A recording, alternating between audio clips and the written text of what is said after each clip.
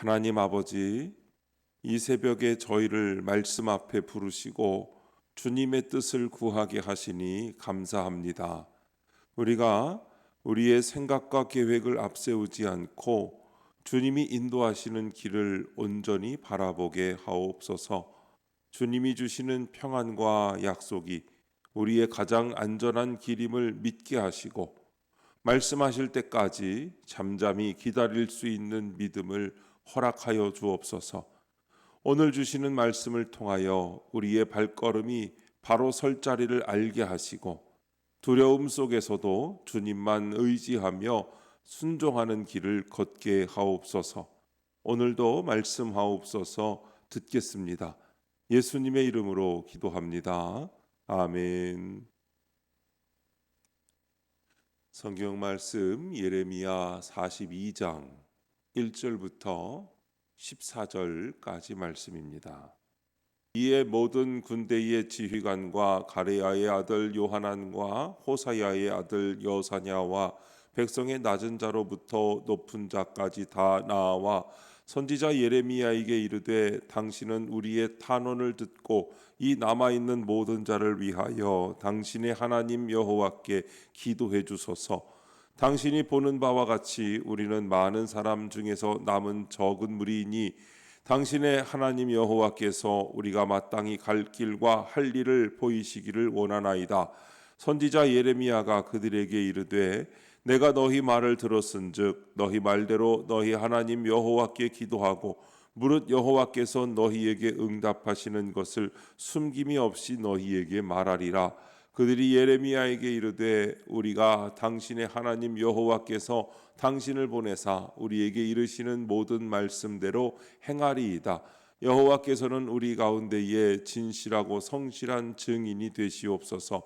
우리가 당신을 우리 하나님 여호와께 보냄은 그의 목소리가 우리에게 좋든지 좋지 않든지를 막론하고 순종하려 함이라. 우리가 우리 하나님 여호와의 목소리를 순종하면 우리에게 복이 있으리이다 하니라.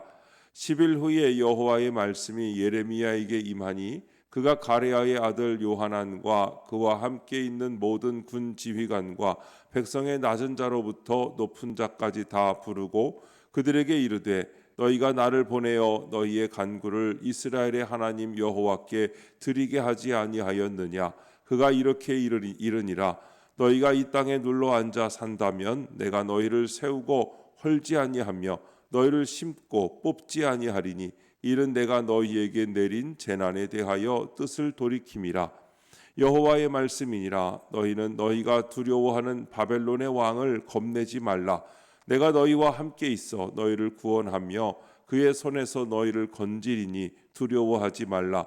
내가 너희를 불쌍히 여기리니 그도 너희를 불쌍히 여겨 너희를 너희 본향으로 돌려보내리라 하셨느니라. 그러나 만일 너희가 너희 하나님 여호와의 말씀을 복종하지 아니하고 말하기를 우리는 이 땅에 살지 아니하리라 하며 또 너희가 말하기를 아니라 우리는 전쟁도 보이지 아니하며 나팔 소리도 들리지 아니하며 양식의 궁핍도 당하지 아니하는 애굽 땅으로 들어가 살리라 하면 잘못되리라. 아멘. 눌러 앉아 살아야 할 땅이라는 제목으로 말씀의 은혜를 함께 나누겠습니다. 본문 요약입니다. 요하난과 유다의 남은 자들이 하나님의 뜻을 구하려고 예레미야에게 기도를 요청합니다. 10일 후에 여호와의 말씀이 예레미야에게 임합니다. 하나님은 유다 백성이 이 땅에 머무르면 그들을 보호하겠다고 약속하시지만 애굽 땅에 들어가 산다면 잘못되리라고 경고하십니다. 첫 번째, 당신의 하나님 여호와께 1절부터 6절입니다. 요하난과 유다의 남은 자들은 예레미야에게 나와 하나님이 어떻게 응답하시든지 순종하겠다고 합니다. 하지만 당신의 하나님 여호와라는 표현에서 하나님의 응답이 자기들의 뜻과 다르지 않기를 바라는 마음이 느껴집니다. 하나님께 물으며 인도함을 받으려는 것이 아니라 이미 마음속에 결정한 것을 하나님의 이름으로 정당화하려고 한 것입니다. 성도는 하나님의 뜻이 내 생각과 다르더라도 기꺼이 따를 준비가 되어 있어야 합니다. 적용 질문입니다. 지금 나는 하나님의 뜻을 구합니까? 이미 결정한 내 뜻을 하나님께 들어달라며 고집부리고 있진 않습니까? 우리는 때때로 하나님의 음성을 구한다고 하면서도 사실은 하나님이 내 계획에 도장을 찍어주기만을 기다릴 때가 있습니다. 직장을 옮길지, 결혼을 할지, 어떤 사업을 시작할지, 이사를 갈지 말지 고민하면서 우리는 기도합니다. 하지만 솔직히 고백한다면 많은 경우 우리는 이미 마음속으로 결정해놓고 하나님께 확인만 받으려 합니다. 만약 하나님의 응답이 내 생각과 다르게 느껴지면 제가 잘못 들은 것 같습니다라며 다시 기도하거나 아직 때가 아닌가 봅니다라며 유보합니다. 사실 우리가 두려워하는 것은 하나님께서 아니다라고 말씀하시는 것입니다. 내가 원하는 것을 허락하지 않으실까 봐, 내가 가고 싶지 않은 길로 인도하실까 봐 두렵습니다. 그래서 하나님을 나의 하나님이 아니라 당신의 하나님으로, 즉 나와는 약간 거리가 있는 분으로 만들어 버립니다. 오늘 우리의 기도가 주님의 마음을 내 마음에 끌어오려는 기도가 아니라 내 마음을 하나님의 뜻 아래에 복종시키는 기도가 되시기를 바랍니다. 그럴 때 하나님은 우리가 걷는 길을 바로 세우시고 혼란 속에서도 안전한 길로 인도하실 것입니다. 두 번째, 10일 후에 7절부터 10절입니다. 열흘 후에 여호와의 말씀이 예레미야에게 임하여 유다 땅에 머무르라고 하십니다. 그러면 내가 너희를 세우고 헐지 아니하며 너희를 심고 뽑지 아니하리니 라고 하시는데, 이는 예레미야의 소명을 떠올리게 하는 말씀입니다.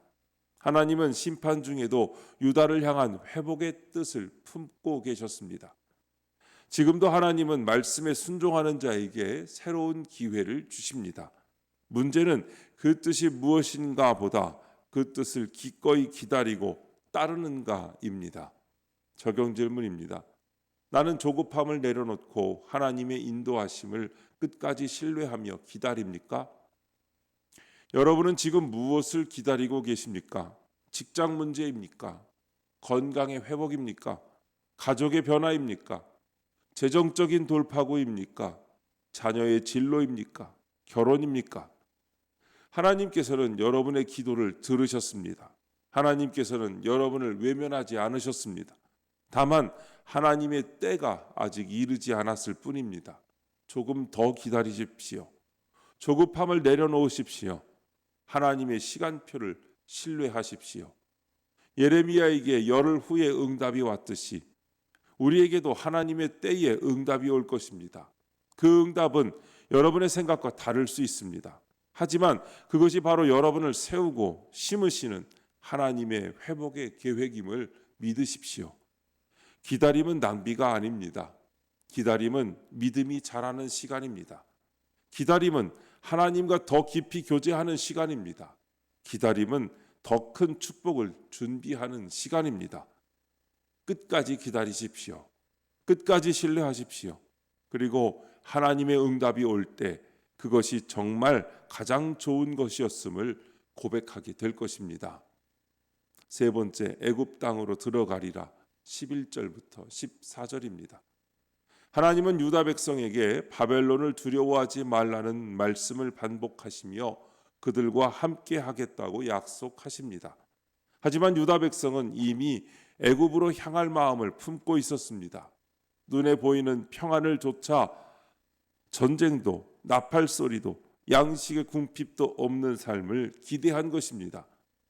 출애굽한 백성이 애굽으로 돌아가려 하는 것은 과거로의 퇴보입니다.